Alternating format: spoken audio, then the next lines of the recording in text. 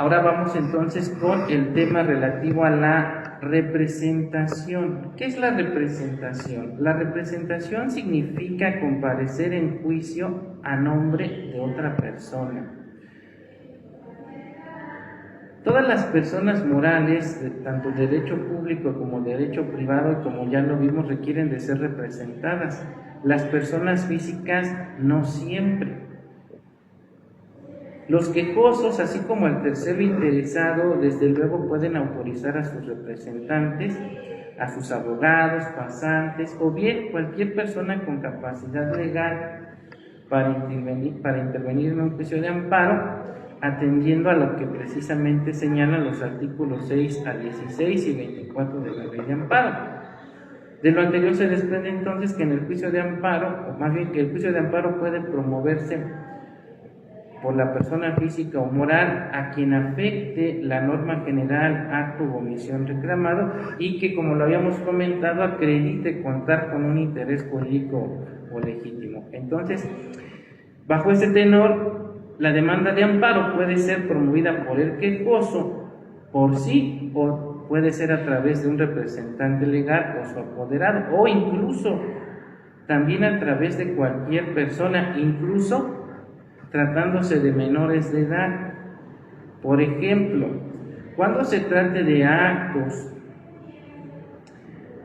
que impliquen la privación de la libertad fuera de procedimiento, desaparición forzada de personas, cualquiera de los actos prohibidos por el artículo 22 constitucional, la incorporación a las Fuerzas Armadas, el amparo puede ser promovido por un tercero en representación del quejoso, incluso siendo un menor de edad. Esto desde luego atendiendo a lo dispuesto por el artículo 15 de la Ley de Amparo. Lo mismo va a suceder en materia penal. Cuando el acto reclamado derive precisamente de un procedimiento del orden penal, el amparo podrá ser promovido por conducto del defensor o de cualquier persona en los casos que así lo determine la Ley de Amparo. Entonces,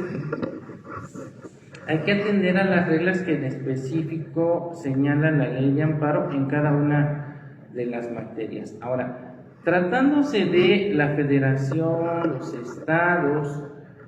el gobierno de la ciudad, los municipios o cualquier persona moral pública, estas podrán solicitar el amparo por conducto de los servidores públicos o representantes que señalen las disposiciones legales aplicables.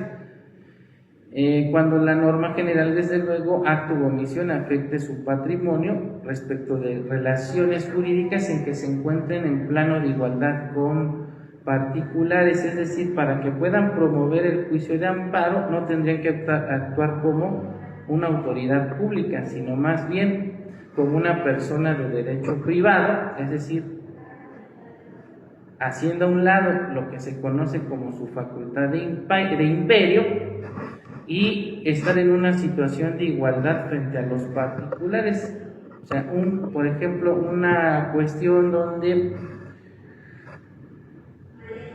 una dependencia de gobierno celebra un contrato con un particular, como pudiera ser el arrendamiento de máquinas de impresión.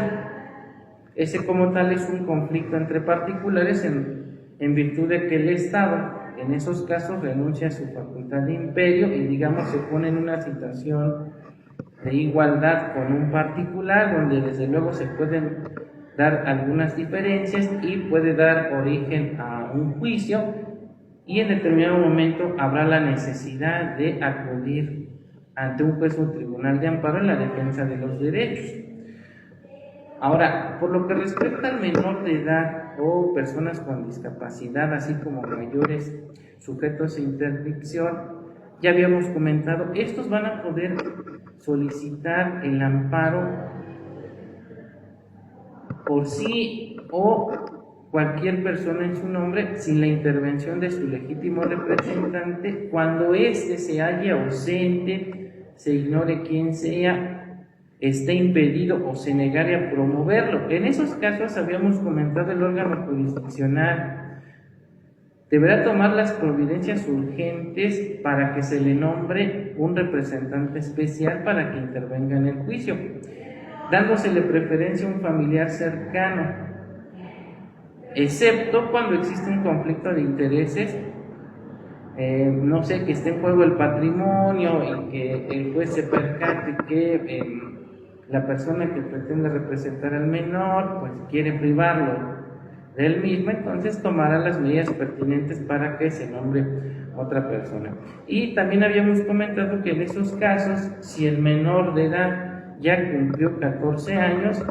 él mismo podrá hacer la designación de quién va a ser su representante en el escrito de demanda, esto atendiendo a lo que dispone el artículo 8 de la Ley de Amparo. Ahora, la representación del quejoso y tercero interesado se acreditará en juicio en los mismos términos y formas previstos en la Ley de Amparo. En los casos no previstos, la personalidad en juicio se justificará en la misma forma que determine la ley que rija la materia de la que emane el acto reclamado, y cuando ésta no lo prevenga, pues cesará a lo dispuesto por el Código Federal de Procedimientos Civiles. Recordemos que este ordenamiento es de aplicación supletoria para efectos del amparo en todo lo que la Ley de Amparo sea omisa. Y cuando se trate del Ministerio Público o cualquier autoridad, se aplicarán las reglas del artículo 9 de la Ley de Amparo, es decir, las reglas para la representación de las autoridades responsables. Ahora, cuando quien comparezca en el juicio de amparo indirecto en nombre del quejoso o tercero interesado afirme tener reconocida la representación del quejoso ante la autoridad responsable, esta le va a ser admitida siempre y cuando lo acredite con las constancias respectivas, salvo que se trate de la materia penal, donde la Ley de Amparo refiere que bastará la afirmación en ese sentido. En el amparo directo podrá justificarse con la acreditación que tenga en el juicio del que emane la resolución reclamada. Es decir, si de las constancias se desprende que efectivamente la persona que aduce ser el representante del quejoso, pues entonces se tendrá por acreditada dicha situación. Si obviamente no está acreditada, incluso vamos a ver más adelante, pudiera haber incluso hasta una sanción a través de la imposición de una medida de apremio por argumentar o sustentar tener esa representación cuando no contamos con la misma. Entonces, en ese orden de ideas, el quejoso y el tercero interesado van a poder autorizar, oír y recibir notificaciones en su nombre a cualquier persona, siempre y cuando cuente con capacidad legal. Esta persona va a estar facultada para interponer los recursos que procedan, ofrecer y rendir pruebas, alegar en las audiencias, solicitar su suspensión o diferimiento, realizar cualquier acto que resulte necesario para las defensas de los derechos del autorizante, pero no podrá sustituir o delegar dichas facultades en un tercero. Ahora bien, es importante precisar que tanto en materia civil, mercantil, laboral, tratándose del patrón, en materia administrativa y penal, la persona autorizada además deberá acreditar que se encuentra legalmente autorizada para ejercer la profesión de licenciado en Derecho o abogado.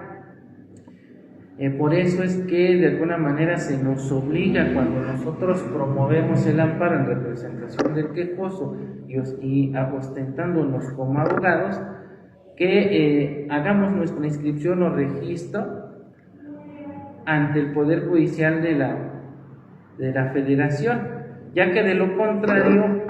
únicamente se nos tendrá por autorizados para efecto de oír y recibir notificaciones. Entonces, si queremos cumplir con este requisito de ser los representantes del quejoso, tercero interesado, dentro de un juicio de amparo, tratándose de la materia civil, mercantil, laboral, además de acreditar ser licenciados en Derecho, debemos demostrar ante el órgano jurisdiccional que nuestro título y nuestra cédula han sido registradas ante el